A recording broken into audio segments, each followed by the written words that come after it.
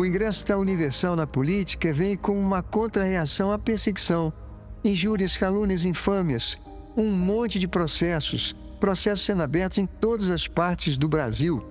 Puxa vida, a gente então disse o seguinte: olha, nós precisamos ter gente nossa na política, exatamente para que lá no teatro político, no Congresso Nacional, nós possamos discutir essas leis. Então, quando chegamos ali, éramos, eu diria, bandeirantes, éramos desbravadores. Havia uma necessidade de termos participação nas comissões, de podermos colocar em pauta nossas iniciativas, e fomos aprendendo de que isso só seria possível no momento em que fizéssemos uma frente e trabalhássemos unidos. E aí, na Câmara dos Deputados, nessa época eu era senador, surgiu a ideia da Frente Parlamentar Evangélica.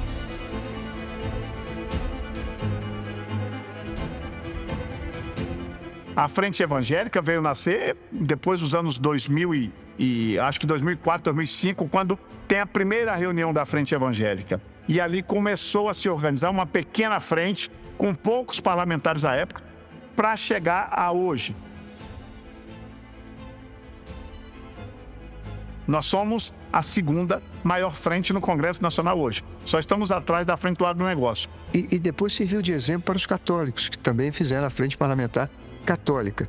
Nós temos tido ótimas experiências com relação à nossa comunhão com os católicos e que tem composto conosco no mesmo fronte, pelos mesmos valores, a mesma luta, a mesma batalha. Essas revoluções culturais das últimas décadas, que visam relativizar a importância da vida humana, que visam relativizar o papel da família natural. Esse é o nosso maior, digamos, inimigo, e contra ele nós temos que nos unir definitivamente. Eu me lembro que houve um episódio que ajudou muito a colocar em evidência a força da frente. Foi uma das paradas gays. Políticos foram alvo de protestos. Neste outro carro, uma transexual simulou uma crucificação para pedir o fim da homofobia. Modelo, dessa vez, fez uma crítica à bancada evangélica.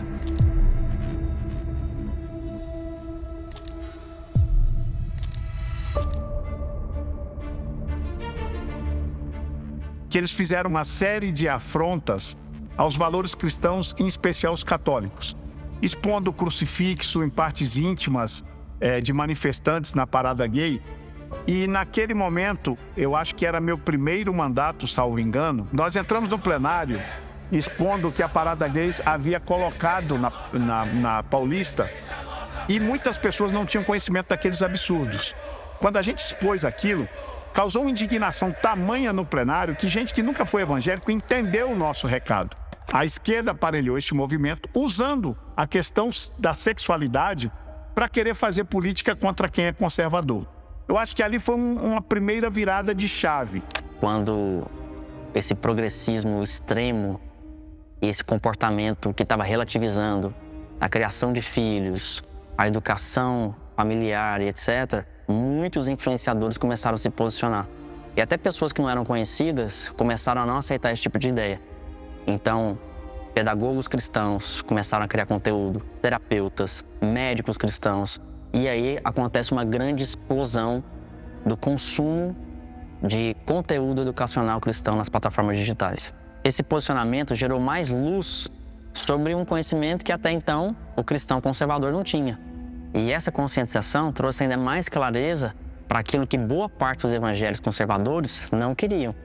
Como, por exemplo, a questão da militância LGBT querendo censurar aquilo que os evangélicos acreditam, a questão da educação nas escolas e até mesmo escolas cristãs e as pautas, por exemplo, do aborto. O meu nome é Edson Rebustini, sou pastor há 45 anos. Eu sou presidente do Conselho de Pastores do Estado de São Paulo, que a grande maioria das cidades do Estado de São Paulo são ligadas a esse conselho. Quase toda semana eu estou pregando num conselho de pastores, numa reunião de pastores em uma cidade diferente do Estado de São Paulo. Às vezes nas reuniões nós conversamos sobre política. Na verdade, a política faz parte da vida de qualquer cidadão no Brasil. Então, além de nós orarmos pelos políticos, orarmos pelas autoridades, porque a Bíblia nos ensina a orar pelas autoridades, nós também conversamos sobre princípios que nós defendemos. A grande maioria da igreja evangélica, a grande maioria, tem a tendência à direita.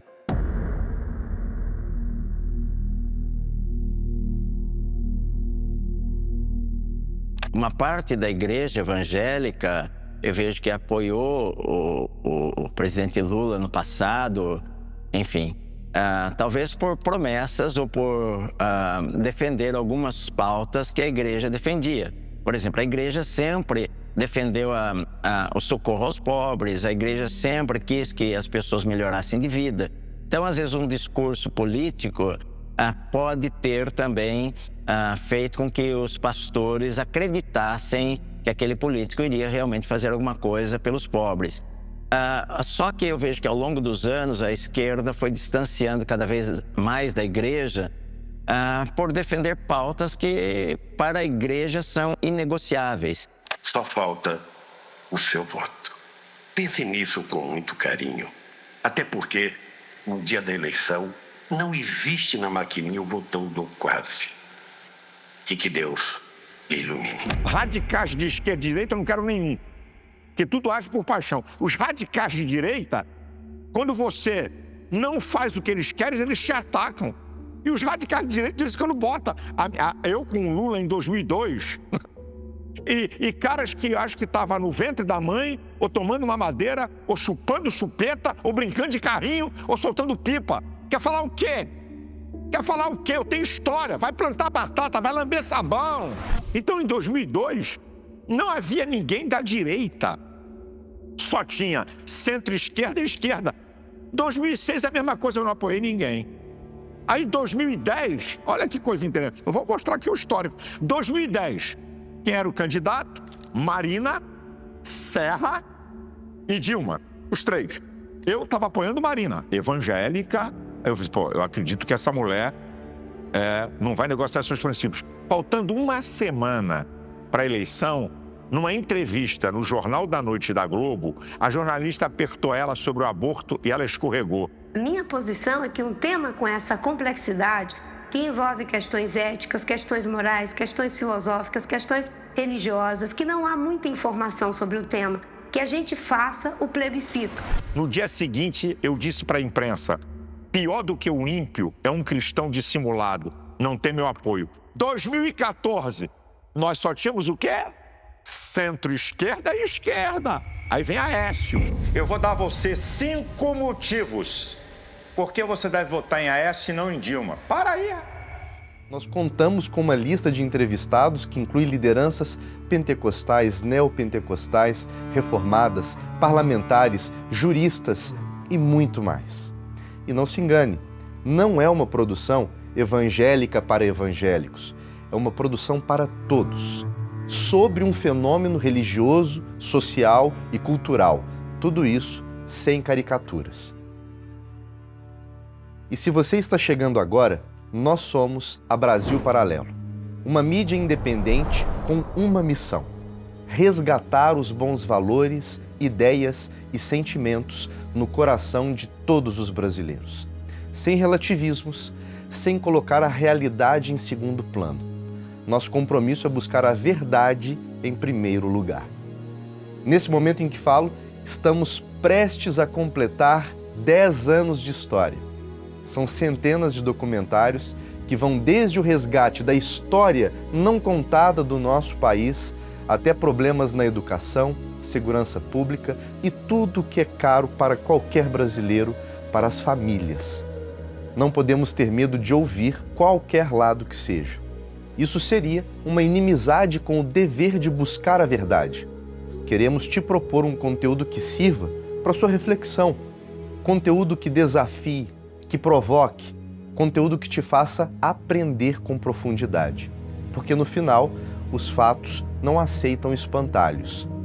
Você está prestes a assistir a um documentário sobre um fenômeno que se verifica nas grandes cidades e nos interiores, nas periferias, nas universidades, presídios, hospitais, nos meios políticos, nas famílias e em tantas igrejas locais. Você vai ver de onde veio esse crescimento, vai entender como uma fé que começou ridicularizada e distante do poder se espalhou por cada canto, ocupou o rádio, a televisão, a internet e chegou ao centro da vida pública. Se você se preocupa com o tema da liberdade religiosa, com a vida dos cristãos na democracia brasileira, com certeza este documentário é para você. E antes de começar, saiba que tudo isso só foi possível porque milhares de brasileiros decidiram se tornar membros da Brasil Paralelo.